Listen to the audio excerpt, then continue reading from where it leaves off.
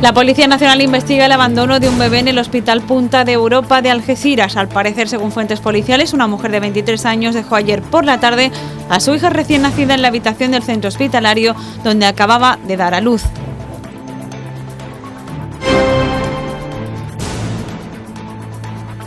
La Autoridad Portuaria de la Bahía de Algeciras acaba de licitar el proyecto de habilitación de la nueva explanada generada tras la demolición parcial del edificio de la Lonja de Algeciras. El importe de licitación asciende a 695.000 euros.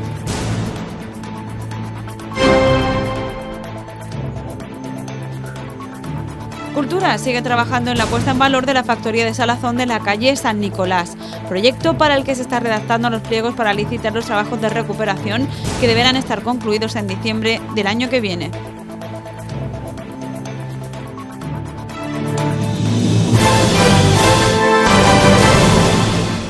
Hola, muy buenas tardes. Bienvenidos a una nueva edición de nuestro informativo diario. Enseguida ampliamos los temas que adelantamos en nuestro sumario, pero antes repasamos en portada la evolución de la pandemia. Continúa bajando la tasa de incidencia en la comarca, donde también disminuye considerablemente el número de nuevos contagios y fallecidos respecto a los datos de la semana pasada. Así, se contabilizan 48 casos más que ayer y 3 defunciones en las últimas 24 horas, 2 de ellas en Algeciras. Es este municipio, junto con Castellar, los que aún mantienen su incidencia por encima de 500 casos por 100.000 habitantes, pero con tendencia a la baja. Los datos de la pandemia en el campo de Gibraltar empiezan a dibujar un escenario más esperanzador que el de hace tan solo una semana. La jornada de este martes deja 48 contagios más que ayer en toda la comarca y 3 fallecidos más en las últimas 24 horas, que no obstante elevan ya la cifra de defunciones hasta las 395 desde que comenzó la pandemia. Por municipios, Algeciras sigue registrando el mayor número de casos, con 30 más, y suma además 2 de las 3 muertes contabilizadas. La Línea cuenta hoy con 8 positivos más, Los Barrios 6, San Roque 2, uno más en Tarifa y otro en Jimena, donde también se lamenta una nueva muerte. Mientras, Tesorillo y Castellar se mantienen sin cambios respecto a la víspera. La evolución de la pandemia arroja, por tanto, un descenso generalizado de la tasa de incidencia en todos los municipios.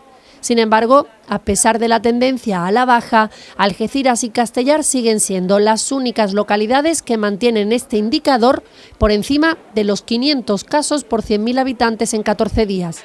Aún así, también se reduce la incidencia en casi 100 puntos en ambos casos, situándose en torno a 600. En concreto, en Algeciras, la tasa es hoy de 641,9 frente a los 747,5 de ayer lunes. También es positivo el dato de los casos activos, es decir, aquellas personas que actualmente tienen coronavirus. En la comarca son 37 menos que ayer, con un total de 7.861 personas, y en Algeciras no varía en las últimas horas, con 3.093 activos. Andalucía ha sumado este martes 16 de febrero 972 casos de coronavirus, la menor cifra diaria desde el 2 de enero, según datos publicados por el Instituto de Estadística de Andalucía, que contabiliza 113 fallecidos en las últimas 24 horas. Además, la tasa de incidencia acumulada de Andalucía ha bajado este lunes a 451,1 casos por 100.000 habitantes en los últimos 14 días, que son 43,7 menos que la contabilizada el lunes. En esta jornada, Cádiz vuelve a ser la provincia que suma más muertes, con 22. Por otro lado, la comunidad autónoma registra este martes 3.388 personas hospitalizadas por COVID-19, 9 menos que ayer lunes. 664 pacientes se encuentran en una unidad de cuidados intensivos, 6 menos que ayer. Que todo cambió el 14 de marzo de 2020 es una realidad que, aunque cueste, hay que terminar de digerir. El desarrollo de la actividad laboral ha dado un giro inesperado y en determinadas profesiones la adaptación es poco probable porque se desarrolla en escenarios donde el contacto es inevitable. Es el caso del tradicional mercadillo semanal, un lugar donde en plena pandemia la economía familiar lucha por sobrevivir. Fénix se llama la asociación que aglutina a los comerciantes ambulantes del campo de Gibraltar, que según explican atraviesan una complicada situación como otros gremios debido a la pandemia. Los cierres perimetrales y las medidas sociosanitarias contra la propagación de la COVID-19 están haciendo mella en el comercio ambulante, que tiene grandes dificultades para seguir trabajando en lo que popularmente conocemos como el mercadillo semanal. La pandemia les obliga a cesar la actividad sin contar con ayudas que sustituyan sus ingresos, que dependen de la asistencia del público a este mercadillo. Los vendedores ambulantes reclaman a los ayuntamientos de la comarca que suspendan las tasas municipales, porque hasta el momento cancelan solo las de los días que se ven afectados por el cierre decretado por el coronavirus. Los comerciantes necesitan, insisten, las de todo el año. Creo que después de llevar un montón de años pagando el dineral que estamos pagando aquí, durante un montón de años, espero que don Ignacio al Andaluce nos eche una manilla. Vamos a ver cómo va la cosa. Tendremos una reunión el jueves telemáticamente con Sergio Pelayo y a ver lo que nos cuenta, es lo que te puedo decir. Date cuenta que también aquí ha bajado mucha influencia de público, aunque la gente está viniendo despacito y un poquito más ordenada que al principio. Pero ya te digo que la situación está un poquito fastidiadilla. Desgraciadamente no es el único colectivo afectado porque, dadas las circunstancias, hay muchos negocios en la misma situación, por lo que entienden que es el momento de contar con el apoyo de los gobernantes, a los que piden un esfuerzo para evitar la desaparición de las licencias. Explica que son muchas las familias que dependen del comercio ambulante y que la situación laboral no les permite cambiar de oficio, por lo que no les queda otra que seguir montando el puesto del mercadillo como pueden. Date cuenta que aquí en Algeciras teníamos 300 licencias, ahora mismito tenemos 220 licencias y seguramente que se perderán otras 30, no sé más o menos, pero calculamos que otras 30 licencias. Eso quiere decir algo, ¿eh? El público, por su parte, se comporta en gran medida, respetando las normas sociosanitarias. Si bien la afluencia no es la de un martes, echando la vista atrás de hace un año, la pandemia también ha influido en optar por ir al mercadillo semanal, y así lo manifiestan los consumidores. Suelo venir, si no todos los martes, un martes sí, otro no. ¿Qué es lo que compran en el mercadillo? Pues, si tengo que venir por algo en concreto, o por fruta o por cosas que me hagan falta. ¿Le gusta que se mantengan las distancias? Sí, además procuro mantenerla. Sí. Además todos los puestos tienen el gel para darte las manos y tal, y muy bien. Y además hay distancia y la gente lo tiene muy en cuenta, la verdad. Conocemos los riesgos y procuramos tomar todas las medidas de seguridad. La verdad que se comporta bien, mira, la vista está, que mira cómo lo tenéis, están con los pasillos, con los geles, la gente está con la distancia, hay menos gente. En resumen, menos público, pero se respetan las distancias y las normas sanitarias. Si hay gente que ha optado por no visitarlo, hay personas que literalmente se pierden en el mercadillo. Estamos esperándola, estoy a ver si sale antes de la hora de comer. Vamos a ver. Y bueno, dan bocadillo también. Andalucía ha administrado más de 450.000 vacunas contra la COVID-19 desde que comenzara la campaña de vacunación el pasado 27 de diciembre. Se han completado con las 2 dosis más de 190.000 personas, de las que casi 27.000 se han puesto aquí en la provincia de Cádiz. Ahora están siendo citadas las personas mayores de 80 años. Está previsto que esta semana lleguen a la comunidad un total de 132.880 vacunas. Andalucía sigue avanzando en su plan de vacunación contra la COVID-19 y desde el pasado jueves se comenzó a administrar la vacuna contra el coronavirus a las personas mayores de 80 años que no habían sido vacunadas previamente y que podían desplazarse a los centros de vacunación en las 8 provincias. Este nuevo grupo de vacunación recibe las dosis de Pfizer. Este colectivo, que están en el grupo 5 dentro del programa, están siendo citados vía telefónica por orden de edad por el Servicio Andaluz de Salud para programarle la primera dosis en el punto de vacunación que le corresponda. En primer lugar, el SAS está llamando a los mayores de 93 años. Siempre se garantizará la permanencia de estas personas en el recinto seleccionado al menos durante 15 minutos para observar posibles efectos de la vacuna. Los puntos de vacunación para este grupo han sido elegidos teniendo en cuenta la accesibilidad y adaptación de los espacios para que sean cómodos para los mayores y teniendo en cuenta las condiciones de estabilidad y logística que necesitan las vacunas. El otro grupo de vacunación que continúa recibiendo la primera dosis es el formado por los trabajadores de ayuda a domicilio, que cuidan a grandes dependientes, incluidos dentro del grupo 4. Se les pondrá vacuna AstraZeneca si tienen menos de 55 años. Si son mayores de 55 o sufren graves patologías, se les administrará la de Pfizer.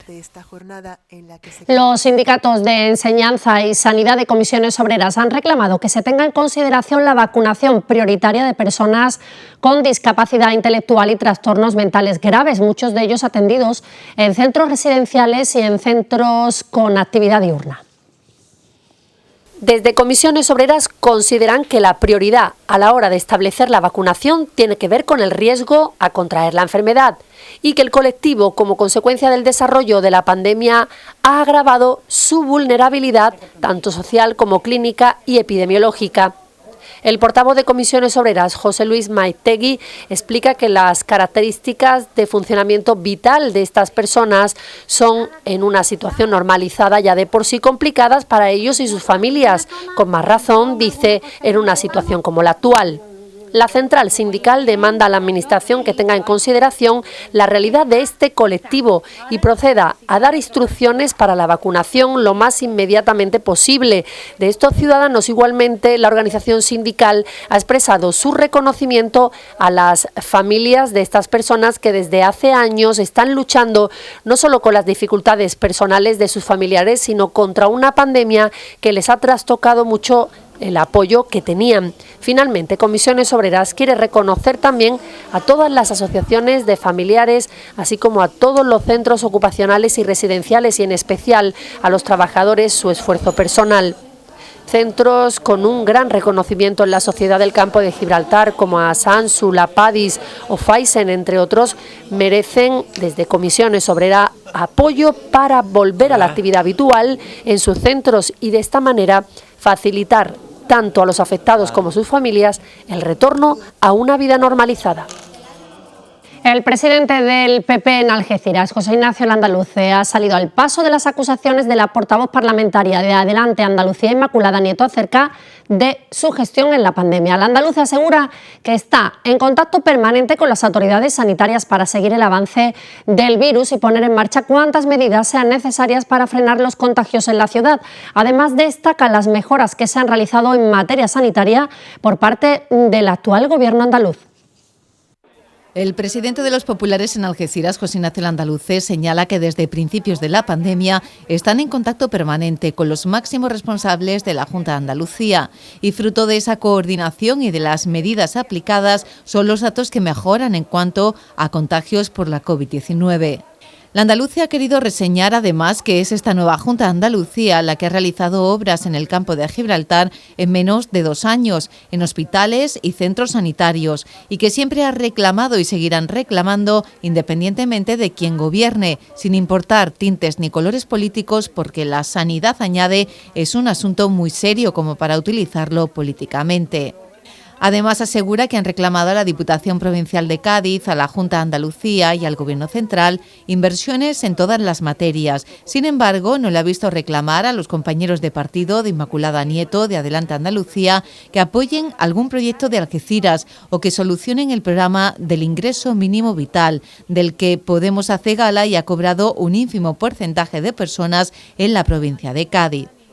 Por último, señala que los problemas de los ciudadanos se solucionan trabajando, por lo que Landaluce le pide a Nieto que desde su escaño en el Parlamento andaluz colabore con el Gobierno regional, aportando ideas y apoyando iniciativas que redunden en la mejora de la calidad de vida de los ciudadanos y no buscando la confrontación política.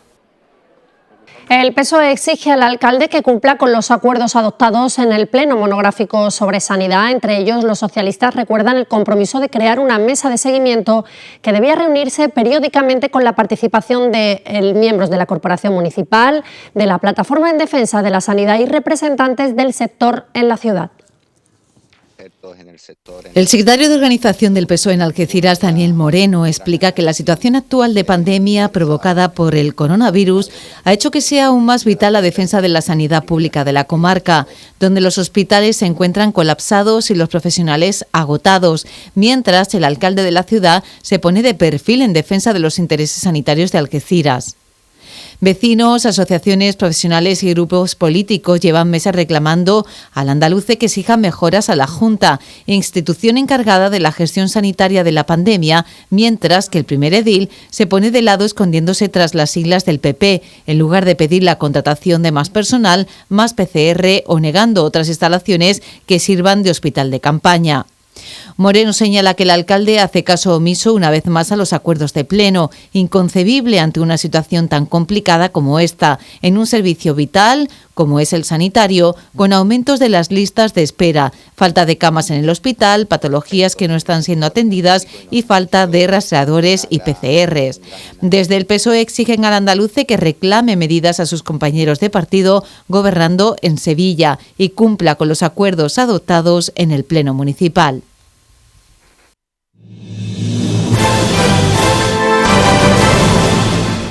La Policía Nacional estaba investigando en las últimas horas el abandono de un bebé en el Hospital Punta Europa de Algeciras. Al parecer, según fuentes policiales, una mujer de 23 años dejó ayer por la tarde a su hija recién nacida en la habitación del centro hospitalario donde acababa de dar a luz. El personal sanitario, que encontró sola a la pequeña, puso los hechos en conocimiento de la policía, que desde ayer estaba tratando de localizar a la madre. Finalmente acaba de ser detenida como presunta autora de un delito de abandono de menor.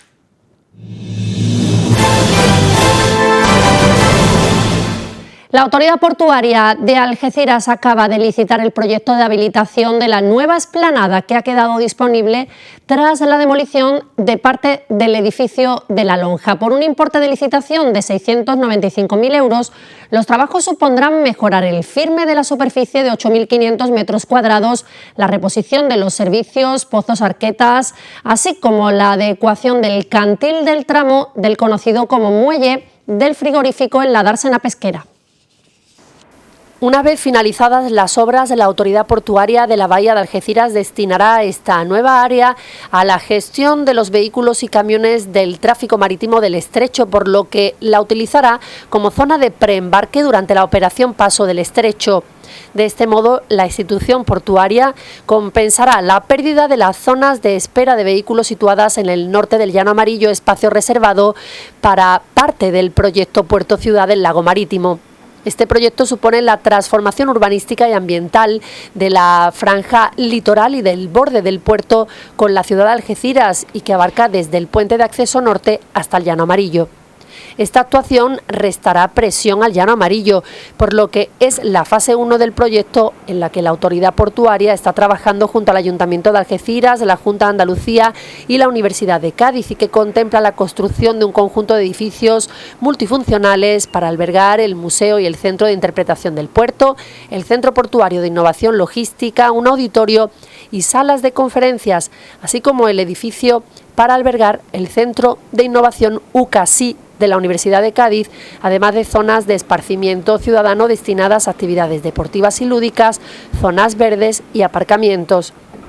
La Autoridad Portuaria llevó a cabo el pasado verano la demolición parcial de La Lonja, edificio que solo está en uso en su extremo norte debido al descenso de la actividad pesquera y cuya estructura en la parte no ocupada presentaba diversas patologías que no hacían viable su rehabilitación. La Autoridad Portuaria ha realizado esta demolición de forma controlada, lo que ha permitido gestionar los materiales derivados, minimizando impactos y maximizando la recuperación de materiales y su revalorización, en línea con los Objetivos de Desarrollo Sostenible de la Agenda 2030 y la Estrategia Española de Economía Circular. El grupo ecologista Verdemar ha denunciado un vertido de neumáticos en el río Palmones. Se trata de un gran número de neumáticos usados que se han encontrado en una zona próxima al Parque del Torrejón, en Algeciras, dentro del Parque Natural de los Alcornocales. Verdemar cree que esos neumáticos fuera de uso llevan meses en la zona, causando un gran impacto visual y ambiental. Desde el grupo ecologista recuerdan que el principal uso de los neumáticos que se desechan de los vehículos es el de servir como combustible en fábricas de cemento, ocasionando graves problemas de contaminación. Sin embargo, hay una gran cantidad de usos posibles de estos neumáticos alrededor del reciclaje y reutilización, que son más razonables y con mejor perfil ambiental. Entonces nosotros lo que pedimos es que las administraciones se pongan de acuerdo, y hagan una batida y aprovechen la marea baja y lo recojan, que es que esto es un parque natural, que es que debemos de cuidarlo, que esto es una zona de paso de muchísimas aves. En España, en 2004, un año después de prohibirse el depósito en vertedero de neumáticos enteros, ese era el método más frecuente, un 50%, de deshacerse de ese residuo por delante del reciclado, un 14%, recauchutado, un 12%, y la incineración, un 17%.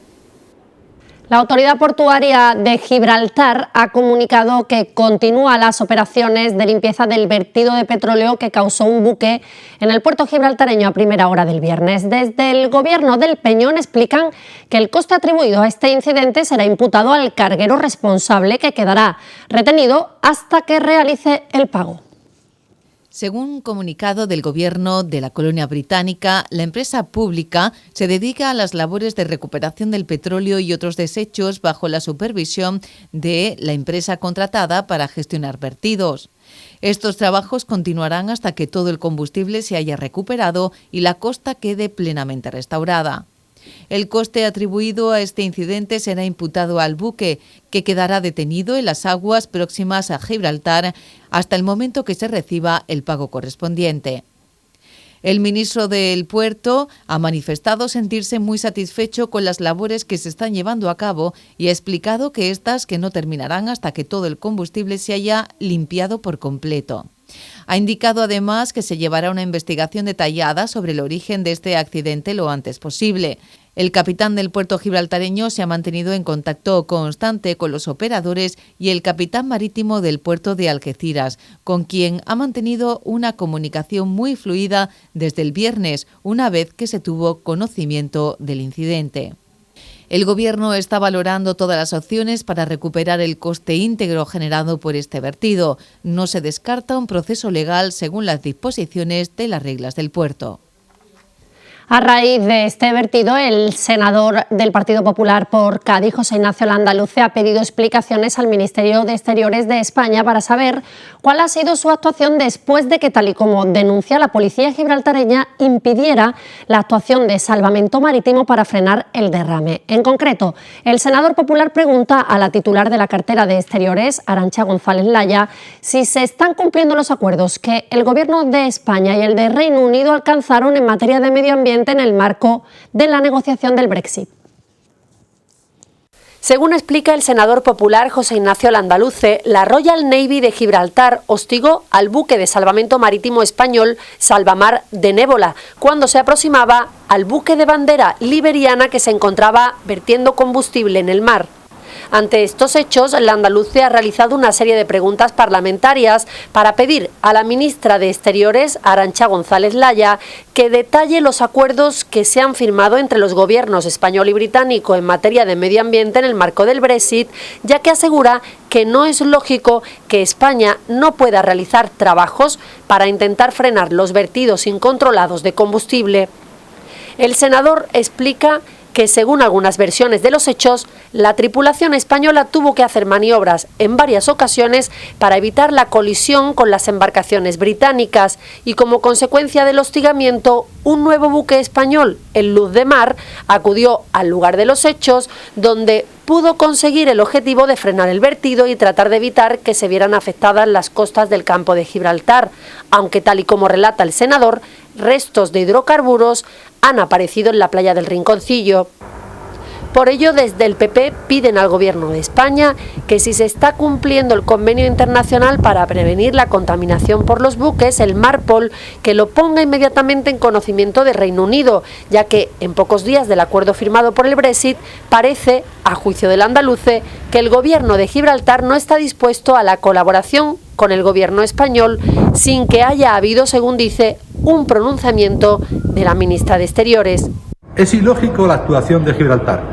4 horas tarde para avisar a las autoridades españolas, impedir por parte de la Royal Navy que las embarcaciones de salvamento marítimo española colabore en la recogida del combustible vertido. Voy a preguntar a la ministra de Exteriores, ¿qué acuerdo han hecho para que al final, cuando se da una circunstancia como esta, en el tema medioambiental, Gibraltar no colabore? Voy a preguntar cuál es la protesta que ha hecho el gobierno español ante las autoridades gibraltareñas y ante las autoridades inglesas. La Royal Navy depende de ellos. El campo de Gibraltar y la bahía es un compromiso de todos. Y digo de todos. Y lo que se ha producido el otro día no se puede permitir esa actuación.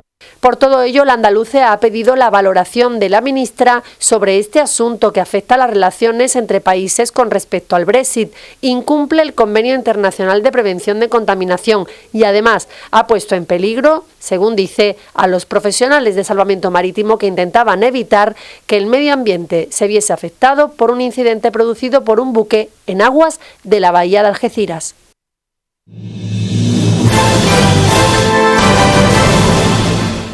El Ayuntamiento está ejecutando en estos días los trabajos de ampliación de la zona infantil del Parque Feria, un proyecto que permitirá alcanzar una superficie final de 1.300 metros cuadrados. Concretamente, operarios municipales han procedido al desmontaje de los juegos que hasta la fecha estaban ubicados en la zona infantil del Parque María Cristina y a iniciar su instalación en el Parque Feria, como son los casos del dragón, la tirolina, 2 columpios, 2 muelles, un elemento de integración y otro combinado torre tobogán. Para ello están siendo reutilizados los preceptivos trabajos de adecuación de las bases de estos equipamientos lúdicos, relleno y futura colocación de la base amortiguadora, finalizando el proceso con la colocación de un césped artificial. El delegado del área, Ángel Martínez, recalca que a través de estas labores van a poder contarse con un gran recinto infantil en esta zona de la ciudad, sin incluir en estos nuevos 1.300 metros cuadrados la superficie destinada a la práctica de la calistenia y además los juegos procedentes del Parque María Cristina que no sean instalados en el Parque Feria tendrán como destino otras zonas infantiles de Algeciras, a fin de reforzar su equipamiento. También el delegado de Parques y Jardines ha subrayado que todas las zonas infantiles cumplen escrupulosamente con las normas fijadas en materia de seguridad y pide a los usuarios que se sigan con las medidas higiénico-sanitarias y de aforo establecidas por las autoridades para luchar contra la propagación de la pandemia. Cultura sigue trabajando en la puesta en valor de algunos de los restos arqueológicos más importantes hallados en la ciudad. Destaca la factoría de Salazón en la calle San Nicolás, proyecto para el que se están redactando los pliegos que permitirán licitar los trabajos de recuperación de uno de los hallazgos más representativos del patrimonio algecireño. Trabajos que deberán estar terminados en diciembre del año que viene. La delegada de Cultura en el Ayuntamiento, Pilar Pintor, la responsable del Museo Municipal, Rosabel O'Neill, y el arqueólogo municipal, Rafael Jiménez Camino, han repasado en una reunión telemática los avances en las intervenciones arqueológicas del patrimonio histórico de la ciudad a fin de coordinar las próximas actuaciones para su puesta en valor.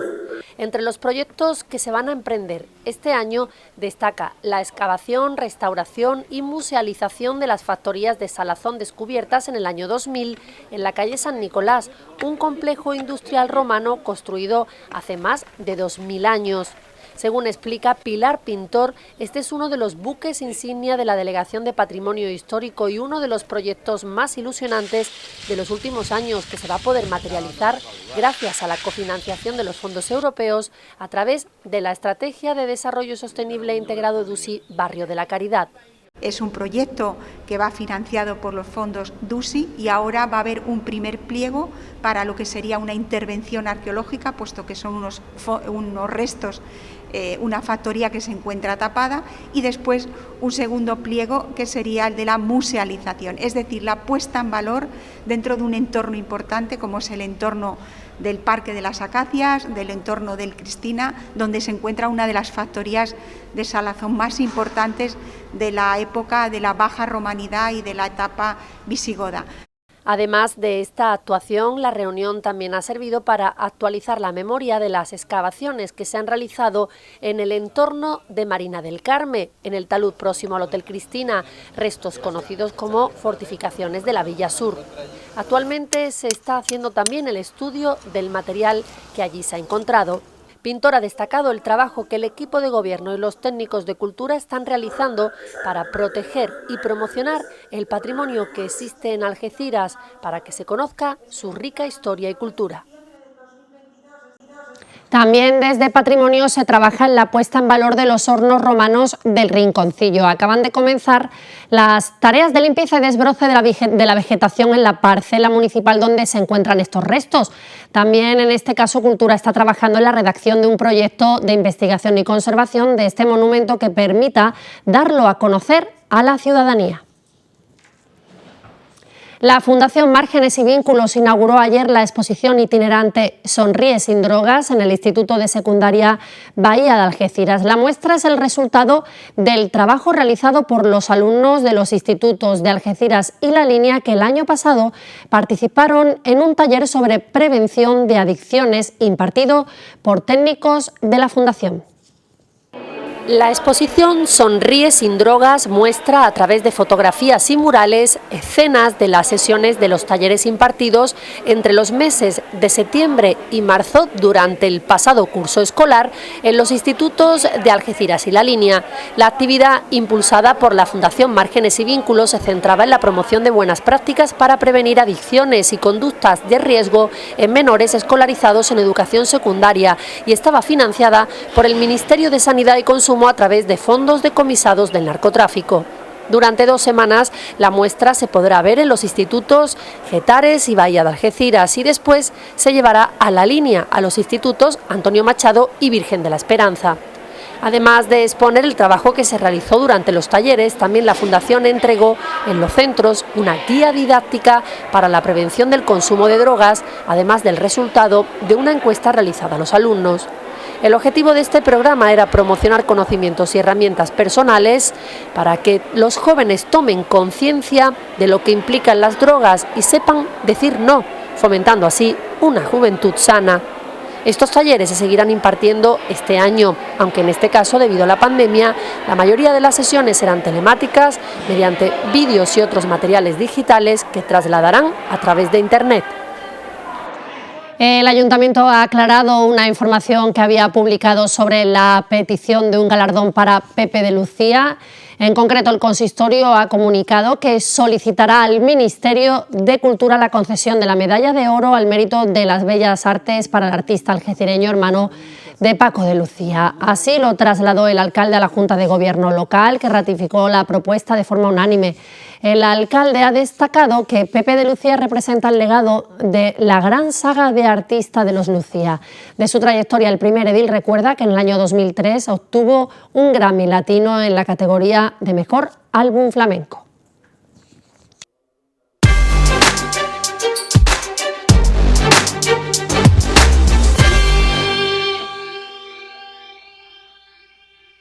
El Algeciras Club de Fútbol regresó ayer a los entrenamientos previos al importante encuentro de este domingo a las 12 del mediodía ante el Club Deportivo San Fernando, rival directo en la lucha por lograr un puesto para promocionar en la segunda A.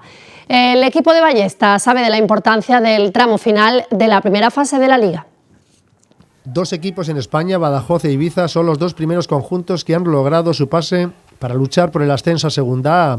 El Algeciras Club de Fútbol lo tiene muy cerca, pero no lo ha logrado. El domingo dio un nuevo paso sumando en casa del segundo, el Tamaraceite, un empate que mantiene las esperanzas en el club albirrojo. Canillas nos contaba cómo fue el gol en las Canarias. Muy contento, fue un balón que me metió Guille ahí a pelearla arriba. La tuve ahí, vi a V mejor posicionado y se la di y un golito para el equipo. El Algeciras Club de Fútbol busca un puesto para promocionar a la segunda A, un objetivo por el que están luchando 5 equipos para 3 puestos, con solo 5 puntos de diferencia a 4 partidos del final de la primera fase. En el caso de Algeciras y San Fernando, rivales este domingo a las 12, solo les separan 3 puntos y los 2 tienen que jugar 5 encuentros porque tienen un partido menos que el resto de conjuntos. Los jugadores son conscientes de que se juegan mucho, pero solo piensan en ganar y alegrar a una afición que, aunque quizás nuevamente lejos del mirador, ellos saben que están ahí. Un rival duro, pero bueno, en nuestro estadio, una pena que no esté nuestra gente, como has dicho tú al principio, pero bueno, sabemos que ellos nos estarán viendo y nos estarán apoyando. Uno de los jóvenes algecireños con más proyección en el mundo del balonmano se marcha del Club Balonmano Ciudad de Algeciras a la Peña Deportiva El Capricho de Ibiza. Se trata de Pepe García, que a sus 18 años probará suerte en un equipo que también milita en la Primera Nacional, en este caso de Ibiza, un conjunto que marcha en los puestos bajos del Grupo E. Pepe García se convirtió el pasado domingo ante Balonmano Maravillas en el máximo goleador de los suyos con 7 tantos. El jugador probará suerte, como decimos, en Ibiza para crecer deportiva y personalmente. Intenso fin de semana para el atletismo en pista cubierta. Los algecireños estuvieron en puestos destacados en Valencia, Motril, Antequera y Mijas. Destaca la medalla de bronce en el Nacional Sub-23 de Pablo Montalvo.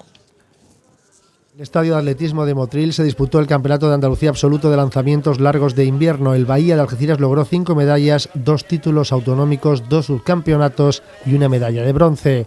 Zoe Camila fue oro, Cristian Carrillo oro, Inés Sequera plata, Francisco Muriel plata y Alba Sánchez bronce. En la pista cubierta de Antequera, Alicia Vázquez se proclamó campeona de Andalucía Sub-23 en pentatlón. Pablo Fortes fue sexto. En el mismo escenario, en el nuevo control de la Federación Andaluza de Atletismo, el equipo algecireño desplazó a 7 atletas, consiguiendo entre todos 8 mínimas andaluzas.